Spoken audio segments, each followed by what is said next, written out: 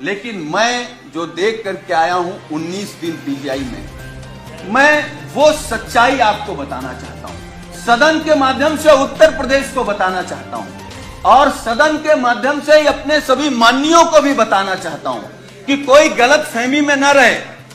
हम तो ये कहेंगे, भगवान से प्रार्थना करेंगे कि किसी को कोरोना ना हो।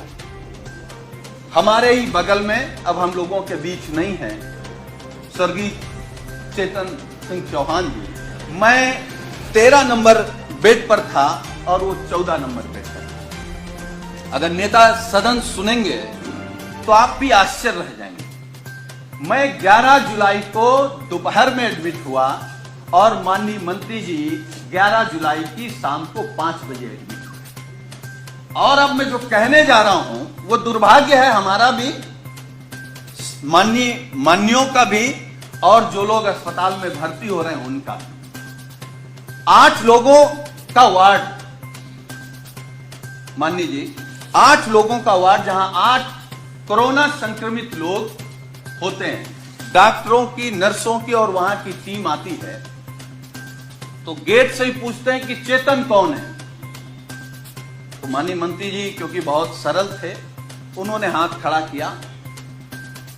टीम आती है, उन्होंने कहा चेतन आपको कब हुआ कोरोना?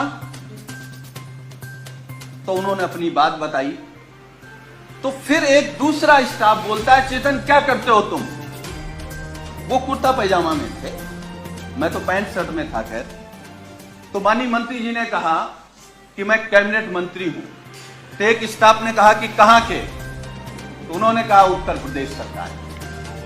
तो मैं सोच रहा था कि ये लोग कैसे इस बदतमीजी से बात कर सकते हैं, लेकिन मुझे यह भरोसा हुआ कि जब माननीय मंत्री जी ने कह दिया कि मैं उत्तर प्रदेश सरकार का कैबिनेट मंत्री हूं, तब शायद वो चेतन जी कहेंगे या थोड़ा आदर करेंगे। लेकिन ये सुनने के बाद भी जब पीजीआई के स्टाफ ने कहा कि चेतन तुम्हारे घर में और कौन कौन संक्रमित है, तो मुझे गुस्सा भी आया, दुख भी हुआ और सरकार पे भी गुस्सा आया।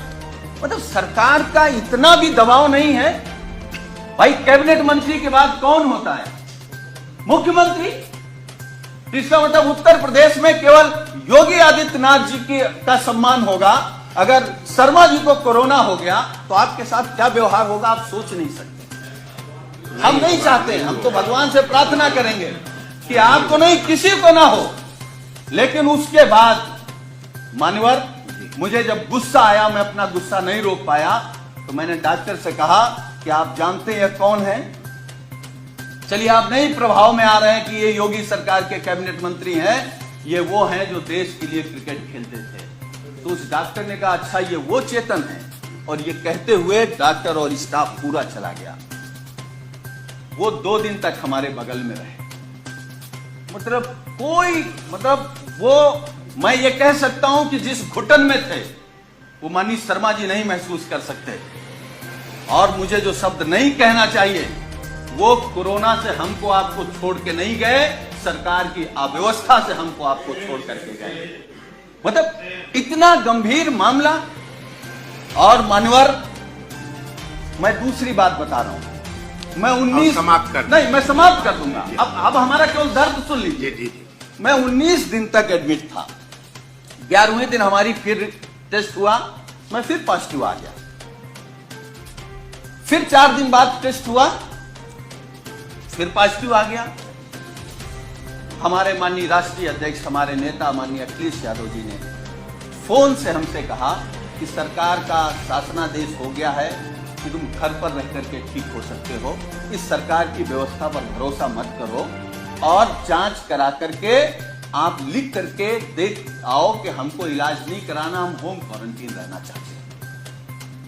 अब मैं वो बात बताने जा रहा हूं मान्यवर आपको। मैंने राष्ट्रीय अध्यक्ष जी से अनुरोध किया कि एक जांच और करा लेते हैं, हो सकता है कि हम निगेटिव आ जाए।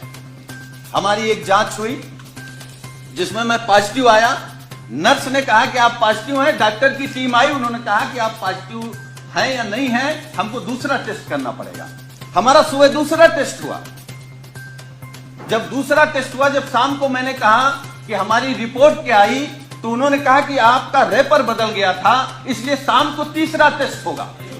जब तीसरा टेस्ट हुआ तो सुबह हमने पूछा कि हमारी रिपोर्ट क्या है, तो डॉक्टरों ने कहा कि आपका सैंपल बदल गया है, इसलिए आपका चौथा टेस्ट होगा। हमारा चौथा टेस्ट हुआ। चौथे टेस्ट में मानवर जानते क्या हुआ?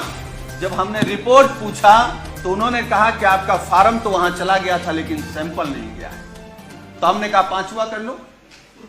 हमारा पांचवा टेस्ट हुआ। पांचवा टेस्ट हुआ और मैंने लिखित में दिया कि हमको पीजीआई में इलाज नहीं कराना है, हम घर में रहकर के जो सरकार के निर्देश हैं उनको पालन करते हुए हम स्वस्थ हो जाएंगे। मैं पहला पेशेंट हूं सरकार के निर्देश के बाद जो ये लिख करके आया कि मुझे नहीं इलाज कराना। मैं ये नहीं कह रहा हूं कि हम सभी डॉक्टरों पर सवाल खड़ा कर रहे हैं। डॉक्टर भगवान की तरह दिखता, हमको भी 19 दिन भगवान की तरह दिखा और हम भगवान की तरह मानते हैं, लेकिन ये अव्यवस्था आखिर कैसे?